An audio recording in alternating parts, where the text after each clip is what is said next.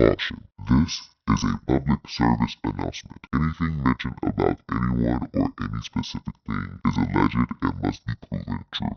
Take heed of these statements on your own accord. Thank you for listening. Universe, what's good? I'd like to welcome y'all to the Second Chance podcast, hosted by your boy, Rico King Dill, produced by my son, Just Rod.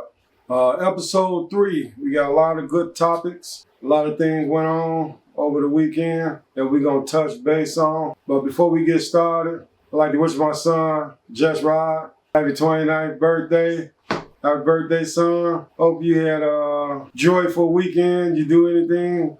Yeah, I popped out. Went to a couple of those spots. Went to this day party, Utopia Tailgate. Went to that, and then chilled on Sunday. It was my actual birthday, and I just left the JUNETEENTH celebration at the Salt Shed. So, okay. Popping out a little bit. That's what's up. First off, we're gonna start off with give congratulations to the New York Knicks for winning the NBA championship over the weekend. They defeated the San Antonio Spurs 94-90 in a close game. Pulled out at the end, by big body Bronson. He came through for the Knicks and led his team to a championship. He finished the game with 45 grueling, tough points. I mean, he put in the work, man. So we had 45 and the total score was 94-90. Yeah. He had 45. Kel Bridges finished with 13. Spurs, Wemby had 19. And Dylan Hopper finished with 24. Spurs once again jumped out with the lead, double-digit lead, first quarter. They did that in 5 games, which is crazy to jump out with a double-digit lead in the first quarter, and you end up losing the game. This series showed the inexperience of the San Antonio Spurs. They're young. Inexperienced team, inexperienced coach. I hate to say that they played dumb basketball, but they played analytic basketball, which they kept doing the same shit over and over and over, even as the game got close. They kept just throwing up threes pretty much. It looked like what they was doing. They was just throwing up threes. And New York Knicks ended up walking them down. This game 5, I truly believe Game 5 is the game that the Spurs should have won. But Bronson willed this team to victory, and he kept applying pressure to the Spurs until they walked them down. Wembanyama, once again, I think that's his name, Wembanyama. Once again, he went missing in the fourth quarter. Too many jump shots, man. Too many threes. I truly believe Wemby needs to put on some weight so he can be able to, what word I'm looking for? Be able to enforce his will in the fourth, because he's easy to get pushed off his spot. And Fox, I like Fox, but he really played a bad finals. Bad finals, Fox. You made some mental mistakes that's cost your team. For you to be the only veteran on the team, you didn't step up to the calling. And we know NBA is politics. So those minutes, a lot of those minutes should have went to the rookie Hopper, who played outstanding in the NBA finals. He made some youth mistakes with a few turnovers, but he'll learn from that in the upcoming future.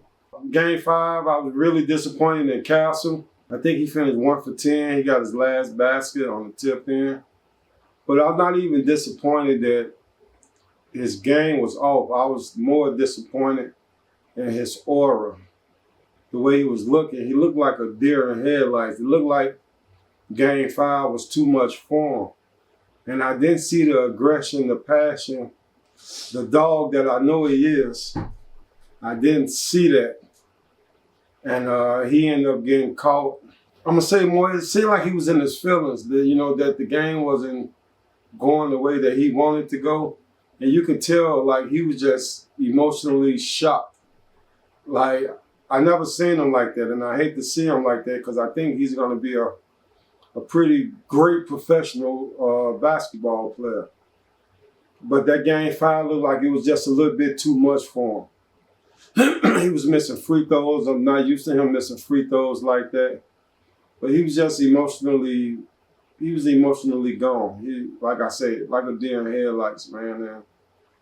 And you'd like to give him the benefit of the doubt because I think it's year 2 for him. And the Spurs have a young team. But they just ran into a buzzsaw. The New York Knicks, they was rolling. And Bronson just seemed to be too much for him. I'm going to say this about Bronson, that when he first came in the league, I was skeptical about him as well, as like everyone else was. He was 6'1" guard. He wasn't fast.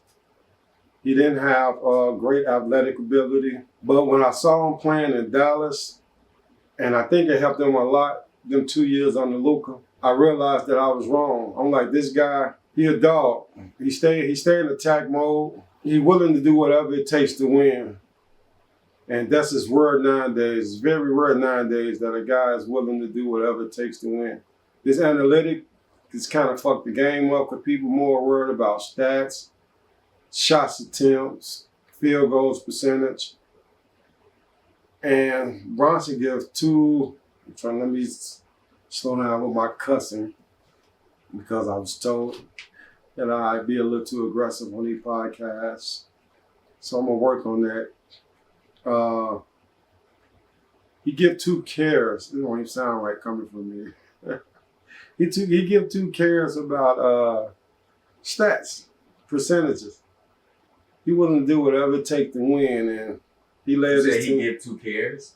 Yeah, meaning that I'm going to say he give 2 fucks, but since you said you didn't understand what I mean by cares, I mean to say he give 2 fucks about percentages. He wouldn't, no matter how many shots it takes for him to get the W, he gonna do whatever it takes to get the win. And he pretty much put the Knicks on his back because once again, Towns went missing. But I truly believe Towns sacrificed more than went missing. He played a role. He zeroed in more on defense and rebounding towards the end of the game. And he let Bronson do what he do to lead his team to the titles. Early in the playoff, I said this about the Spurs, not on the podcast, but in one of my Facebook posts. The Spurs they know who their superstar is, but as game plan, they didn't know. And that was going to catch up with them. Because the Spurs goes as whoever's hot or whoever think they hot shoot the ball. And that's not how you're going to win a championship. To win a championship, you need your best player to carry the load most of the time, especially in the fourth quarter. And that's what the Knicks did. The Knicks gave the ball to their best player, and he carried them, and they fed off them. The Spurs, whoever thought they was ready to hit a shot or felt that they was ready to hit a shot the ball. Wemby should have been a little bit more aggressive in the fourth. So I truly believe that was a big reason why they lost that finals. And going forward, which I think the Spurs will be a team that you have to deal with. Wemby gonna go with Wemby. He gonna have to put his imprint on the game more. I know he tried to be unselfish, try to get his teammates in the game. But in the fourth quarter, when shit get tight, they need the superstars to step up and carry the load, and which I think he's going to do going forward. All right, we're going to speak on the incident after the Knicks won that the Spurs did not shake their hand. This has been going on. This has been a big topic on social media and on shows like First Take, Get Up. They've been doing a lot of talking about this, so I'm going to give y'all my how I feel about this. When you're in the midst of battle, you can have respect. You can show respect for the other.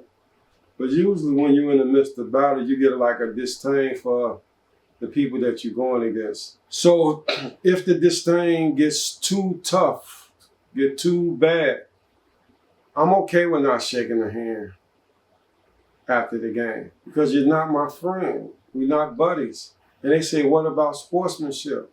You won. What else sportsmanship do you need?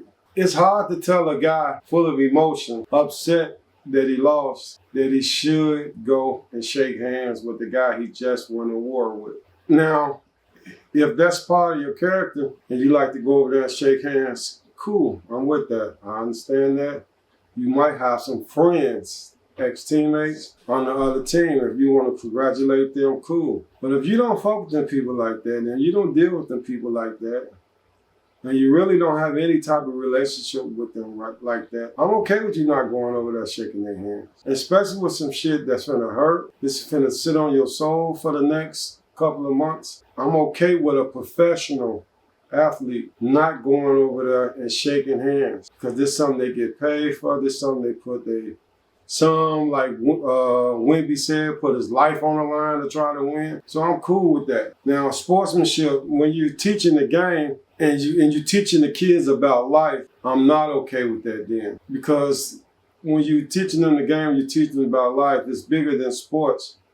When you're teaching AAU or you're coaching elementary or high school, it's bigger than sports.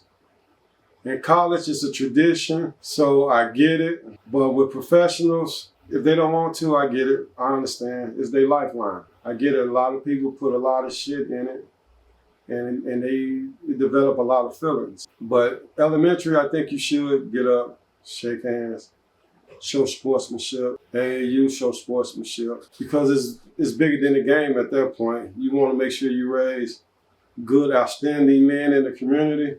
So you want to show them what's the right thing to do. But in the NBA, hell with that shit. I get it. I'm okay with it. Okay, we're going to touch base. Before we get off this topic, I want to talk about a couple of things that went on when the Knicks won. I saw a few videos. First, I'm going to touch base on Jalen Brunson and a fan. I don't know if it was a fan. They was on the court, so it could have been a fan or it could have been somebody part of the organization. And they was taking a photo. And they always say we always put race and shit. But I just truly believe they wouldn't do this to a white guy. He was taking a picture with another fan, and a white cop come up and pushed him in the back, the finals MVP in the back, while he was taking the picture, telling him to move up out the way. Literally, two hands pushed him in the back. And Jalen Brunson turned around and said something to him. And they had a very brief argument about the situation. And they went on to take the photo. I just truly believe, I could be wrong, I just truly believe that he wouldn't do that to another white person at that moment. In the biggest moment of this man's life, winning the NBA championship and the finals MVP, you come up and push the man in his back while he's taking a picture. It's crazy. It's crazy, man. No matter what we do, how good we try to be and what we achieve, race come into play, man.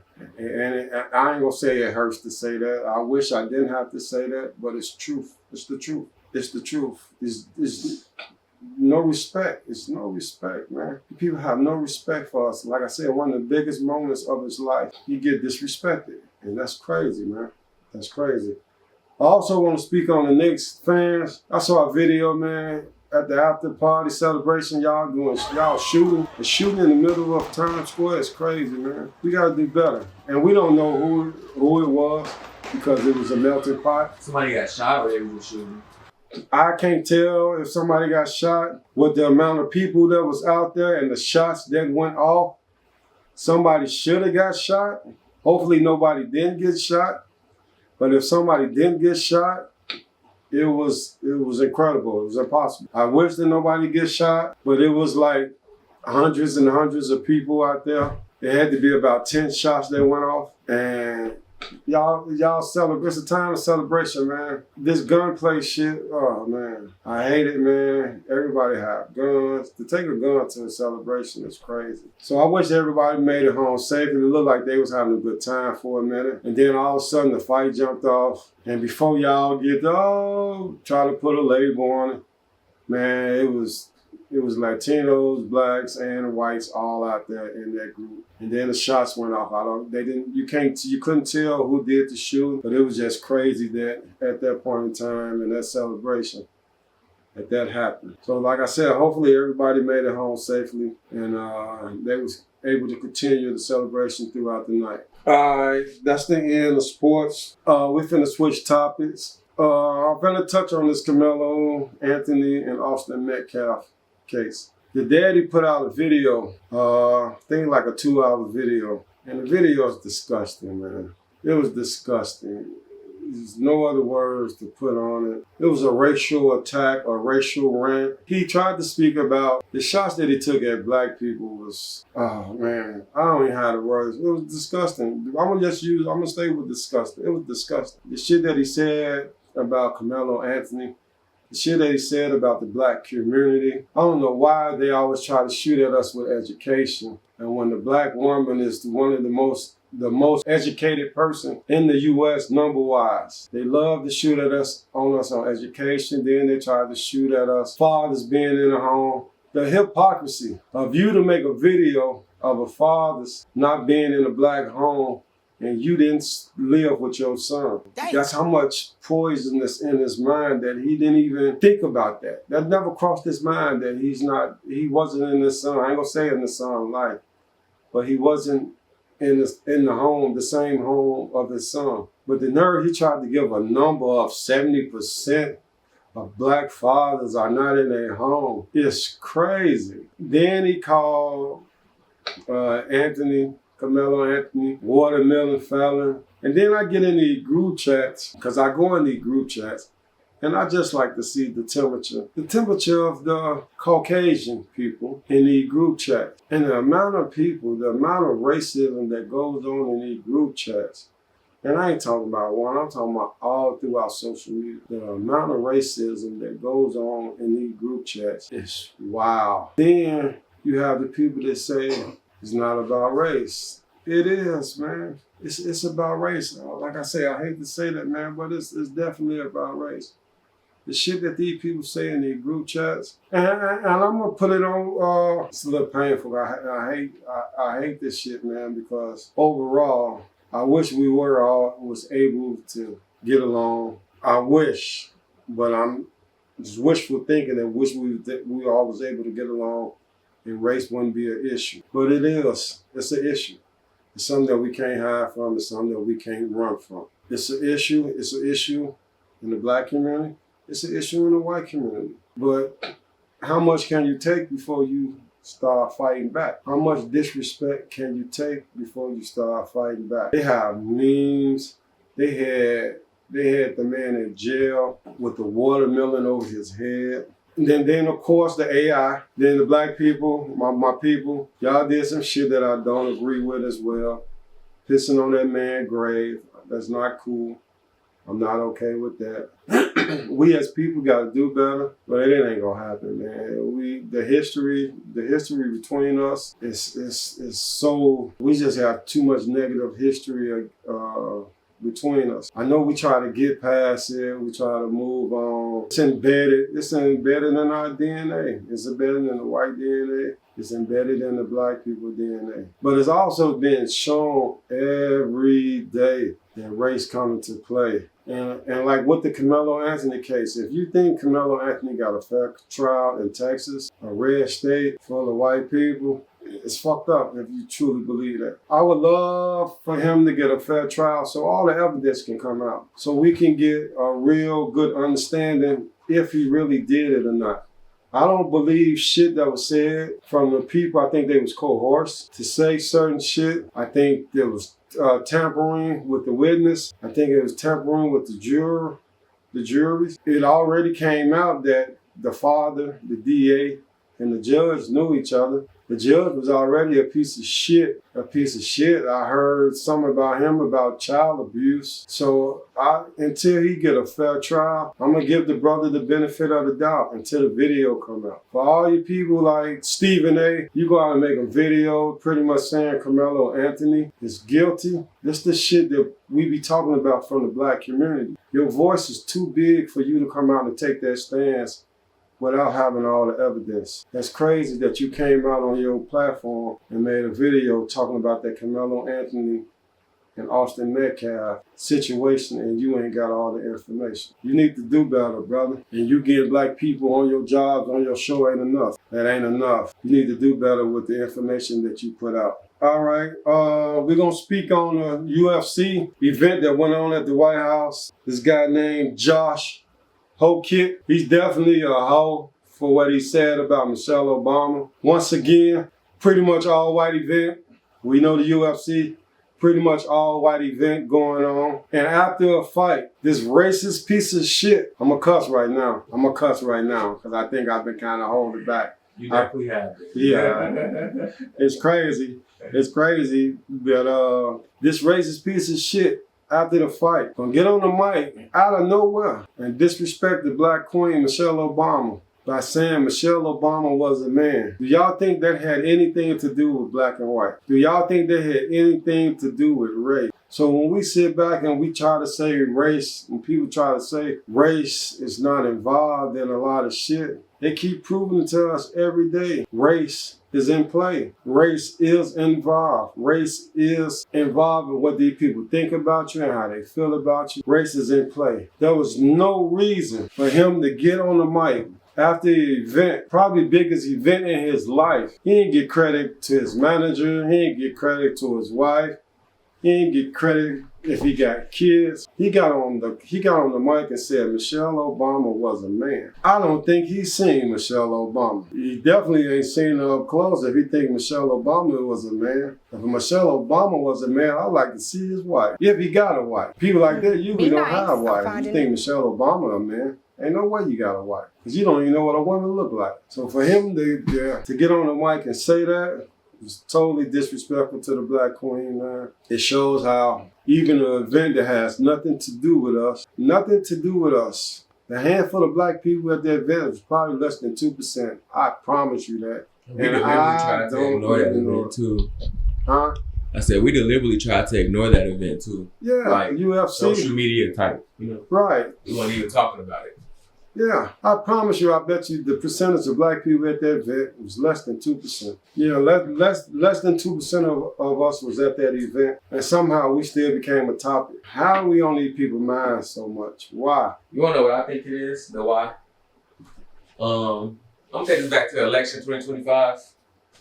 I do think that when black people saw how much we came to vote and like how much percentage we had and how much that's in that fight, the voting fight, how much fight we put up, and we saw that people didn't do that, we took a step back on everything.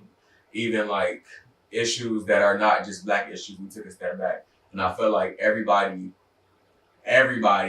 is trying to punch us because they want us to react. They want us to react to everything, which I think is why, the Asian community thing, the UFC thing, the back and forth between the Hispanic and Latino community that the black community always has. I feel like a lot of people want us to react. And I feel like even like non-black people of color, whenever something happens with people who aren't their people, they don't mind still siding with the people who aren't their people because they know that the other side of that is going against the black people, which is what they want. So I feel like a lot of people just want us to react. They've been waiting for us to react. And the less we react, the more they try to punch us, if that makes sense. But we just got to react the right way, which I think we're doing with the Asian boycott thing. Well, yeah, but the problem is when we do react, they try to hit us with the animalistic characteristic. Yeah, I agree. You know what I'm saying? Yeah, I agree. And how long can you keep punching? Before you keep taking a punch before you react. I've been seeing a lot of social media people saying like, when it comes to the Carmelo Anthony and Cyrus Belton situation, I feel like a lot of people feel like they put those, not put deliberately, but kind of like those two blows to the black community at the same time because they felt like that would have been enough for us to get up and protest and riot the way that we usually have been doing back in the day. But I feel like for some reason, we fighting differently now. For some reason, I don't know. Because I haven't seen anybody go out and riot because of this. No, I mean, you don't have to riot. That's what, yeah. You don't get your, and this was crazy. And I'm going to say it. They don't understand nothing but rioting. You can't get to them. You can't get their understanding unless you rioting, tearing shit up, costing them money. Because at the end of the day, it's all about money. It's all about money. The Asian community, the people wasn't pissed until we said stop spending our dollars with the Asian community. Let somebody else say stop spending our dollar with the Mexican community. Stop spending our dollar in the white community.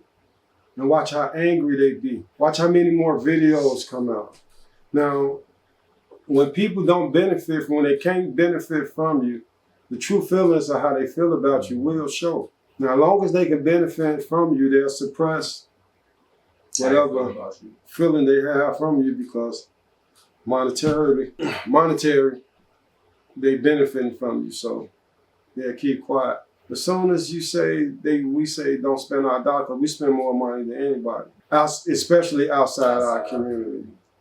We spend more money than anybody. Like, I saw something today that said, you can go to a Chinese restaurant and half of the restaurant would be black. But go to a soul food restaurant, you won't see not one Chinese person in it.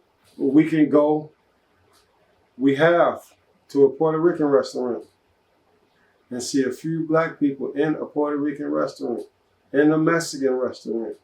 Or go to a soul food restaurant and see how many black people, how many Puerto Ricans, how many Mexicans, how many Asian, or how many white people that you'll see in that restaurant. That's pretty much a microscope of our community, the same way. Go to a black store, a black-owned store. You ain't gonna see too many Mexicans, if you see any. You ain't gonna see too many Latinos, you ain't gonna see too many whites, you ain't gonna see too many Asians inside that black store. But go to one of their stores, we fill their stores up. We probably their top consumer. At least one of them. You know, and the crazy part, and I truly, on the last podcast, I had said about how I'm not a fan of boycotting the whole community of Asians, and I stand on that. I'm not a fan of boycotting the whole community of Asians. The ones that have been in our community, the ones that show that they support the black community. I still stand on that. But I am against spending money with the people who don't show us no love. If we kind of scale back, and we know who they are. We know who they are. We definitely know who they are. Well, I saw a video with an older guy.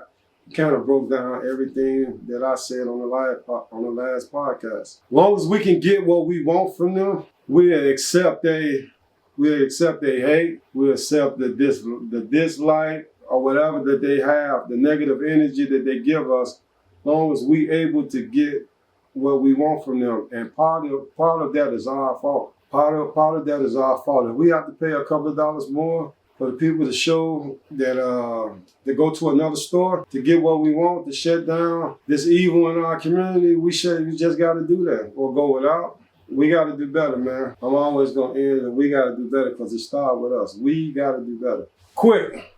I'm going to cuss again real quick, y'all. I think I've been doing good. I'm going to cuss again right now. I told you cuss a lot. Yeah, I've been told by people close to me that I need to scale back on cussing a little bit. And I get it. How many people told you cuss a lot? It ain't been a lot. It's just been who? You know what I'm saying? People that... I ain't gonna hold you. When I was editing last episode, you was definitely tearing it up. Yeah. It ain't been a lot. It's been who? You know what I'm saying? People who I take to heart. So I said I'm going to try to do better. I ain't going to stop cussing completely because some of this shit, it need to be cussed like this next topic. This piece of shit, Charleston White. How we keep falling for this clown ass nigga shit. This nigga is all about self. He all about keeping himself in the algorithm. How we keep falling for his shit. That man don't give a shit about Carmelo Anthony or his family or the Anthony family. He gonna do whatever it take to keep himself in the algorithm, to keep himself trending. Let's quit falling for this piece of shit, man. Let him stay his clown ass in Texas. He did this fake, I'm gonna put 75,000 up. He collected $1 million. Carmelo Anthony case, I ain't put no goddamn money toward that boy. His daddy too goddamn weak for me. I don't like a weak nigga. His dad ain't willing to die, kill, or go to jail for nothing. That nigga just want some bills paid. Carmelo, my heart go out to you if you ever see this video one day. Nigga, I'd rather stand with the Jeff Metcalf nigga than I would with Carmelo's daddy. Nigga is weak, dark side and conservative. I ain't standing with no weak ass black man, nigga. I'm off the case. I'm sending the money back. Go get them weak ass nigga Benjamin Crump here. I'm out. Now the Anthony family wanted the money. Now he don't want to give it to him because he said it was about the appeal. How you gonna collect some money and then dictate how they use the money? I don't get it. If you collect the money for the family, give the money to the family.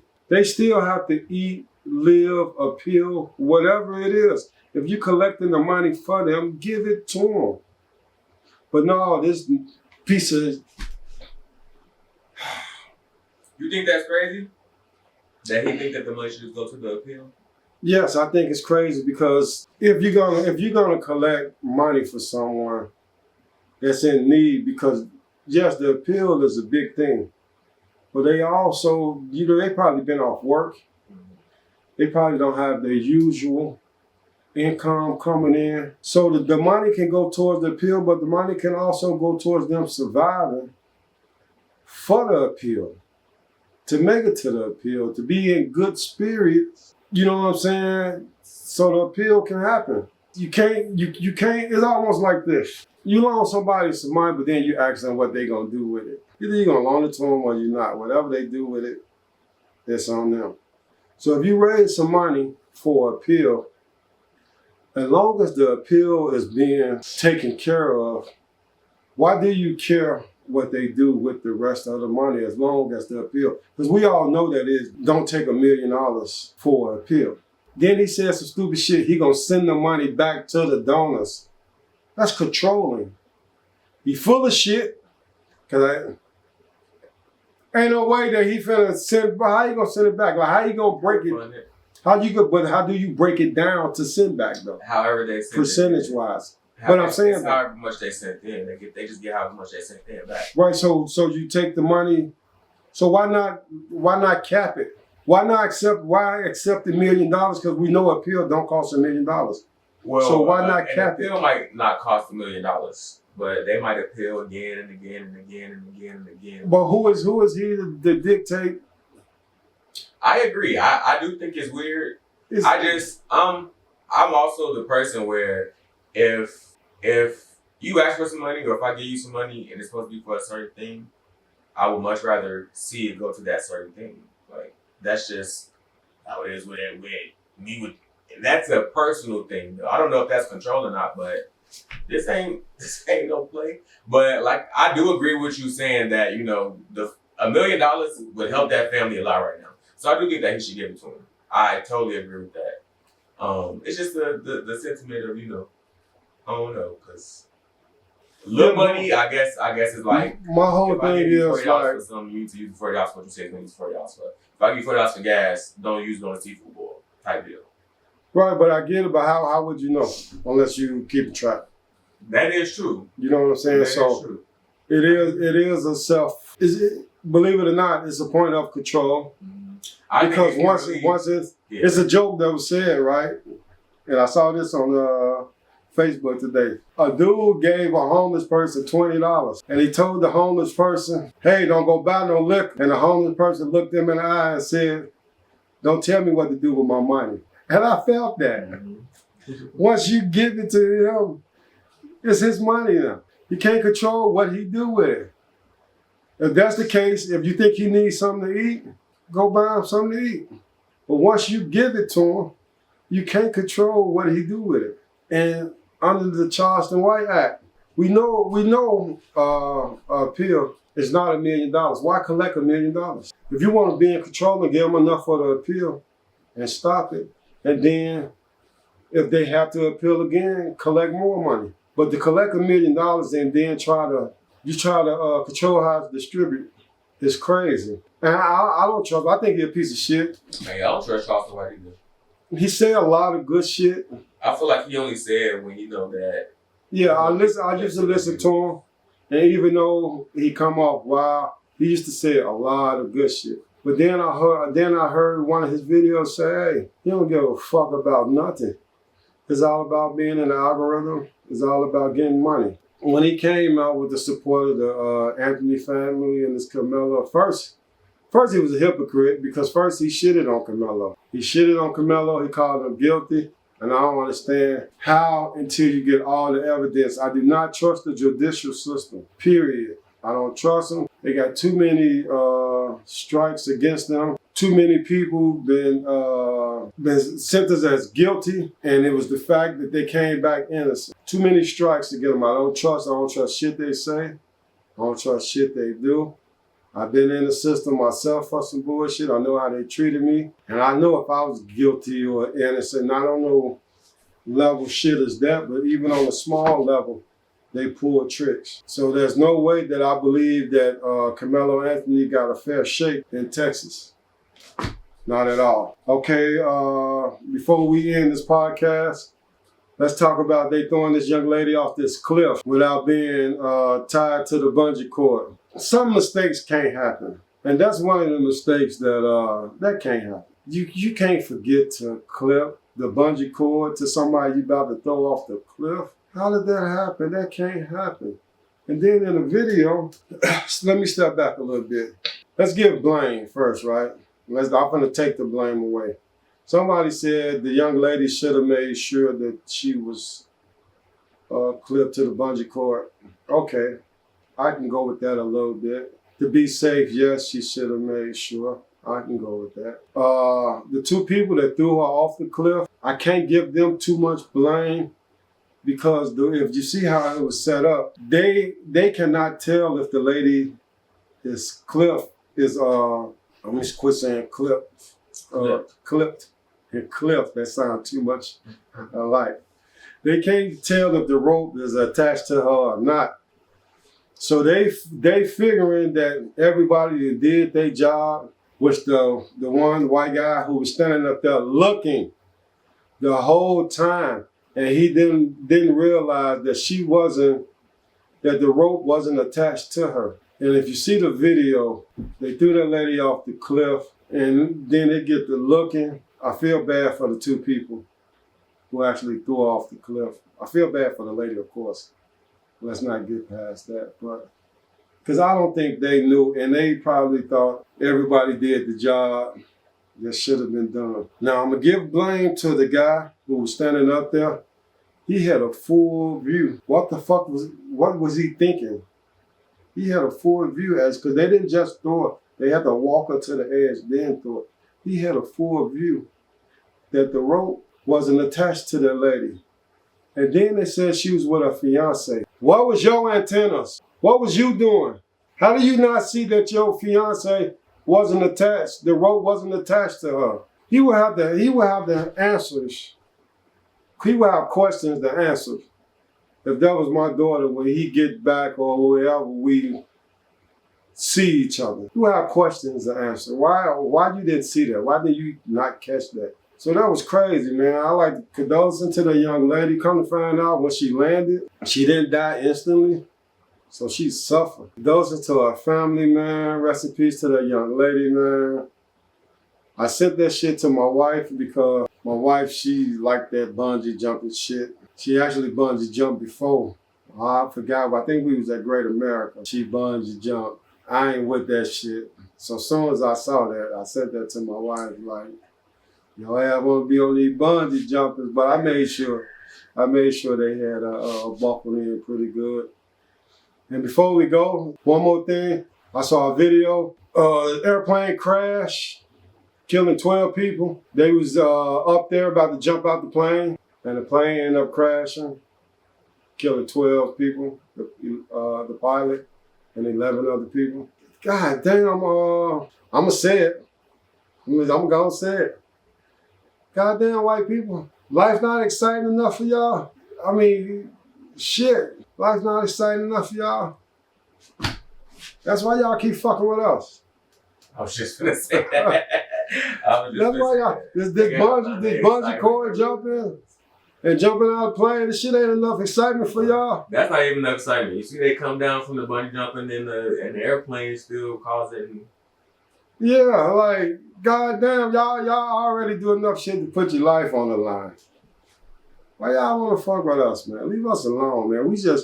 Y'all already made it hard for us. Then, oh man, we'll talk about that another time. I'm finna get into this Jeff Metcalf video. Some of the shit he said in the video, like, we let y'all vote. Like, god damn, the hypocrisy, the arrogance of this dude is fucking ridiculous. He said some shit in that video, man. It should be studied. That dude was wild, man. But once again, man, thank y'all for checking out the third episode of the Second Chance Podcast. We appreciate y'all, man. Subscribe, comment, share, support. We're thankful. Son, you got anything you want to say in the background to the wonderful people who took the time to watch our video? Appreciate y'all. Thank y'all so much. Appreciate y'all. Yeah. Please keep coming back. Please keep coming back. I love the feedback and the reviews and everything. So yeah, feedback. Just don't watch, man. Say something. Comment. Give me something to come back and talk about when I check the feedbacks. So comment about something I said, even if you agree with me or if you disagree with me. Thank y'all for watching. Peace and love.